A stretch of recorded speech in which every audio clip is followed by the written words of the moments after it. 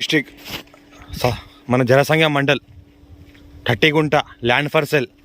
మనకు NH65 ముంబై హైవేకి 5 kilometre డిస్టెన్స్లో ఉంటుంది. మనకు ఏంటంటే ల్యాండ్ వాళ్ళకి మనకు సిసి రోడ్ ఉంది. ఇది CC road black top road attach అయి ఉంటుంది. ఇది ల్యాండ్ మన రోడ్ ఫేజ్ ఎక్కువ ఉంటుంది.